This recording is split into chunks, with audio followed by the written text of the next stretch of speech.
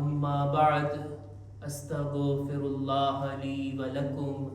તમામ તારીફ અને હમદો સનાને લાયક ઈ પાક પરવરદિગાર છે કે જેણે આપણને પેદા કર્યા, આ દુનિયામાં મોકલ્યા, આપણી પરવરિશ કરી, આપણી જિંદગીની તમામ જરૂરતોને પૂરી કરી, આપણા રિસ્કની ખાતરી પોતાના શિરે લીધી। એ ખુદા કે જેણે આ હયાત આપી છે, એક દિવસ મલકુલ મૌતને મોકલીને પોતાની બારગાહમાં આપણને બોલાવવા વાળો છે। दुरूद व सलाम थाय मुहम्मद અને આલે મુહમ્મદ ઉપર।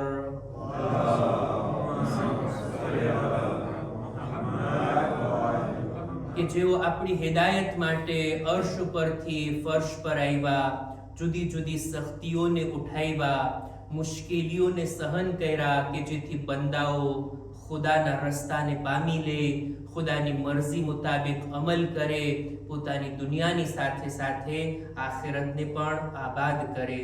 આજ દિવસ સુધી આપણે અહલે બૈતની સીરતથી અને નૂરાની કલામથી હિદાયતનો પ્રકાશ મેળવી રહ્યા છીએ। ખુતબાની શરૂઆતમાં પોતાની જાતને અને ત્યારબાદ આપ તમામ મુમિનીનને તકવા, પરહેઝગારી, ગુનાહોથી બચવા, નેક અને દીનદાર બનવાની ભલામણ કરું છું। નહજુલ બલાગાનો 91માં નંબરનો ખુતબો આપણે શરૂ કર્યા હતા અને એક એક પેરેગ્રાફ કરીને આ ખુતબો કે ઘણો લાંબો ખુતબો છે એને ઇન્શાઅલ્લાહ જુમ્માના ખુતબાઓની અંદર રજૂ કરવાનો આપણે ઈરાદો કર્યો છે। એક માણસ આવીને મૌલા અલીથી માંગણી કરે છે, મૌલા તમે ખુદાની સિફાતને બયાન કરો, ખુદાના ગુણોને બયાન કરો, એવી રીતના બયાન કરો જાણે અમે નજરોથી ખુદાને જોતા હોય, જાણે ખુદાને અમે જોઈ લીધો હોય, એવું તમારું બયાન અમારે સાંભળવું છે। મૌલાએ તરત હુકમ આપ્યો, લોકોને જમા કરવામાં આવ્યા અને કૂફાની મસ્જિદના મિંબરથી મૌલા આ ખુતબાને બયાન કર્યા। નહજુલ બલાગાનો આ એવો ખુતબો જેનું નામ છે ખુતબે અશબાહ। આ એવો ખુતબો છે કે જેમાં અલ્લાહની મારિફતને મેળવવી હોય ને તો આ ખુતબા તરફ રજૂ કરવામાં આવે। અલીની જબાનથી આપણે જાણીએ કે અલીનો ખુદા કેવો છે, ખુદાની મારિફત કેમ હાસિલ કરાય। મૌલા અલીના આ ફસાહત બલાગત વાળા શબ્દો કે ખરેખર આપણે તર્જુમાની હદ સુધી તમારી ખિદમતમાં રજૂ કરશું, નહીતર આના ઊંડાણમાં જો જવામાં આવે તો ઉલમાએ એક એક જુમલા ઉપર કેટલા પેજ લખ્યા છે, એની શરહ કરી છે અને આ ખુતબાનો હક એ છે કે એને ઊંડાણપૂર્વક સમજવામાં આવે। 2 પેરેગ્રાફ આ ખુતબાના રજૂ કર્યા। આજે આ સિલસિલાની ત્રીજી કડી છે। મૌલા આગળ ફરમાવે છે કે અલ અવ્વલુ અલ્લઝી લમ યકુન લહુ qabl ફયકૂન શૈઉન qablah। ખુદા એના બારામાં એની પહેલા હોવાની વાત મૌલા આ રીતના બયાન કરે છે કે ખુદા અવ્વલ છે, ખુદા એક એવી જાત છે, એવો પહેલો છે કે એના પહેલા શું હતું એ તસવ્વુર જ ના કરી શકાય, ઈ ઇમેજિન જ કરી ના શકાય કે ખુદા ક્યારથી છે, એની પહેલા શું હતું। ના, ખુદાની જાત પહેલેથી જ છે, એના માટે કોઈ જાતની શરૂઆતની લિમિટ આપણે વિચારી જ નથી શકતા। ખુદા એવો પહેલો છે કે એના પહેલા કોઈ ન આવી શકે કે જેના કરતા પહેલો બની શકે। વલ આખિરુ અલ્લઝી લૈસા લહુ બઅદુ ફયકૂન શૈઉન બઅદા। અને ખુદા એવો આખિર છે, એવો છેલ્લો છે કે એમ ના કહી શકાય કે એના પછી શું છે। આ ખુદાની 2 સિફતો, સિફાતે ઝાતી છે જેને બયાન કરે છે કે ખુદા અઝલી છે અને અબદી છે। મખલુકમાં ને ખુદામાં ફરક ઈ છે, આપણે એક સમય હતો કે નહોતા, પછી આપણે થયા અને એક સમય આવશે કે આપણે ખતમ થઈ જાશું, પણ ખુદાની જાત ઈ છે કે જે પહેલેથી હતી, અઝલી છે, હંમેશા રહેશે, અબદી છે। ત્યારબાદ આગળ મૌલા કહે છે વરાદિઉ અનાસિયલ અબસાર અન તનાલહુ ઔ તુદ્રિકા। ખુદાએ લોકોની આંખોને અટકાવી દીધી કે એની આંખો ખુદા તરફ ઉઠી શકે ને ખુદાને જોઈ શકે। આ જુમલાનો અર્થ તો આ રીતના થાય, પણ ઉલમા બયાન કરે છે મંજૂર ઈ છે, એમ નથી કે બંદો ખુદાને જોઈ શકતો હોય પણ ખુદાએ પડદો રાખી દીધો છે. ના, એમ નથી. ખુદાની ઝાત એટલી બુલંદ છે કે આપણી આ આંખો એ લાયક નથી કે ખુદાને જોઈ શકે. આ બદનની આંખો તો જોઈ જ ના શકે, ઈ ઇમ્પોસિબલ છે. પણ દિલની આંખો પણ ખુદાને જેવો છે એવો પૂરેપૂરો સમજી નથી શકતી. ખુદાવંદે આલમ ઈ હસ્તીનું નામ છે કે જે આ આંખથી તો નથી દેખાતી, દિલની આંખથી પણ એને જેવો છે એવો નથી સમજી શકાતો, બલકે આપણે આપણી હદ સુધી થોડીક જેટલી આપણી લિમિટ છે એટલો ખુદાને ઓળખી શકીએ છીએ અને એની મારિફતને હાસિલ કરી શકીએ છીએ. ત્યારબાદ આગલી સિફતોમાં મૌલા ફરમાવે છે કે મખ્તલફ અલૈહિ દહરુન ફયખ્તલિફા મિનહુલ હાલ. ખુદા માટે કોઈ પણ સમય, ઝમાન, ટાઈમ આપણે કલ્પના નથી કરી શકતા. આપણા માટે હોય છે સમય, અને સમયનો અસર આપણા ઉપર હોય કે આપણી અંદર ફેરફાર થતો હોય. 10 વર્ષ પહેલા આપણે કેવા હતા, 10 વર્ષ પછી કેવા હશું, 10 વર્ષે શું, ગયા વર્ષે કેવા હતા, આ વર્ષે કેવા છે. આપણા બદનમાં રોજ બરોજ કઈ ને કઈ ફરક પડે છે. આ ઝમાનના કારણે, સમયના કારણે. ખુદા સમયનો પણ પેદા કરનાર છે. સમય અને ઝમાન, ટાઈમ ખુદા માટે નથી કે ખુદાની હાલતને આ સમય બદલી શકતો હોય. વલા કાના ફી મકાનિન ફયજૂઝુ અલૈહિ અલ-ઇન્તિકાલ. ખુદા માટે કોઈ જગ્યા પણ નક્કી નથી. આપણા માટે હોય કે આપણે અત્યારે આ જગ્યામાં છીએ, અહીંયાથી બીજી જગ્યા ઉપર ખસીને જાશું. આપણા માટે એક જગ્યાએથી બીજી જગ્યાએ આવવું જાવું આ શક્ય છે. ખુદા માટે કોઈ જગ્યાને પણ આપણે તસવ્વુર નથી કરી શકતા. ખુદા અહીંયા છે ને પછી અહીંયાથી બીજી જગ્યાએ જાતો હોય. ના, ખુદાની ઝાત માટે એવું નથી. આ કેટલા ઊંડા વિચારવા વાળા શબ્દો છે જે 1400 વર્ષ પહેલા મૌલાએ બયાન કર્યા. અને આજના ફિલોસોફ લોકો આ વાતોને બાકાયદા તौर પર પ્રૂફ કરે છે કે ખરેખર ઈ શક્તિ, ઈ ઝાત, ઈ હસ્તી કે જે આ કાયનાતને ચલાવી રહી છે, ટાઈમનો જે પેદા કરનાર છે, જગ્યાનો જે પેદા કરનાર છે, ખુદ ઈ પોતે સમય અને જગ્યા કરતા પણ બુલંદ છે. આની અંદર પોતે ન આવી શકે, લિમિટમાં એને ના લઈ શકીએ. ખુદાનું વજૂદ એની કોઈ લિમિટ જ નથી. ત્યારબાદ ફરી પાછા આ પેરેગ્રાફની અંદર પણ ખુદાની નિમતો તરફ મૌલા આપણને આપણું ધ્યાન દોરાવે છે. નિમતો, વારંવાર અલ્લાહની નિમતોને ઇમામ યાદ કરાવે છે. શા માટે? કારણ કે બંદાના નેચરમાં આ વાત છે કે જેણે નિમત આપી હોય એનો શુક્ર અદા કરે. કોઈ આપણા માટે એક નાની એવી સર્વિસ પણ આપે, નાનું એવું કામ આપે, રસ્તામાં ચાલતી વખતે ગાડીમાં આપણને રસ્તો પણ આપે તો આપણે એને થેન્ક યુ કહેશું, એને હાથ ઊંચો કરશું કે તે મને રસ્તો આપ્યો. કોઈ પણ આપણી સાથે સારો વર્તાવ કરે, આપણા નેચરમાં છે, ફિતરતમાં છે કે આપણે એનો શુક્રિયા અદા કરીએ. ખુદાએ તો આટલી નેમતો આપી, વગર માંગે આપી. ખુદાને આપણે ઓળખતા નહોતા તોય એને નેમતો આપી. શું એનો શુક્ર અદા કરવો આપણી ફરજ નથી બનતી? અને શુક્ર પણ એવી રીતના અદા કરીએ કે એની આપેલી નેમતોને એની મરજી પ્રમાણે આપણે વાપરીએ.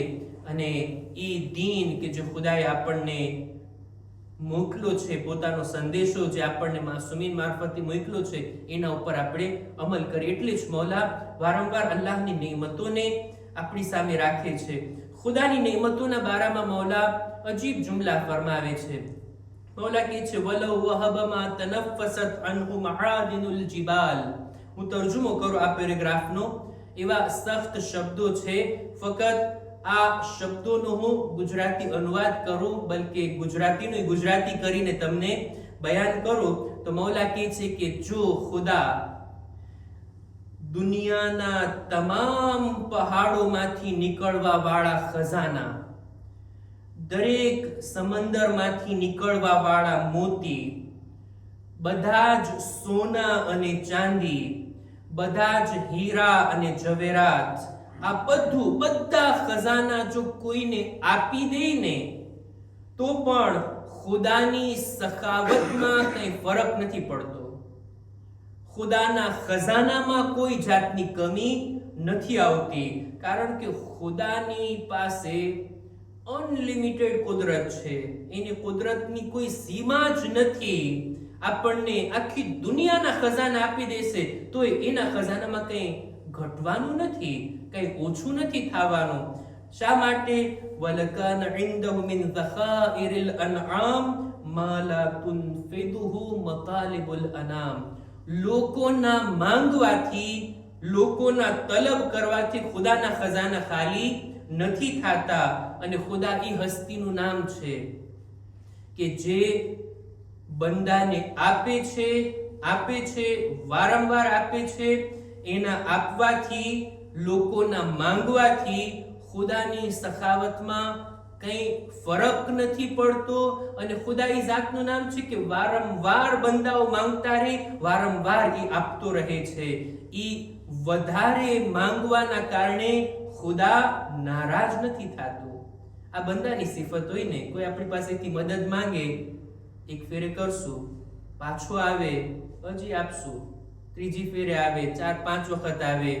આ ચોથી પાંચમી વખતે આપવાનો તરીકો પેલા જેવો નહીં હોય.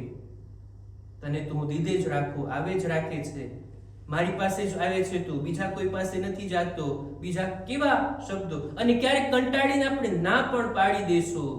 લોકો ગમે તેટલા સખી હોય ને, આપવાની કંઈક લિમિટ હોય, કારણ કે વધારે આપવા લાગશે તો ખજાનાના તળિયા દેખાઈ જશે.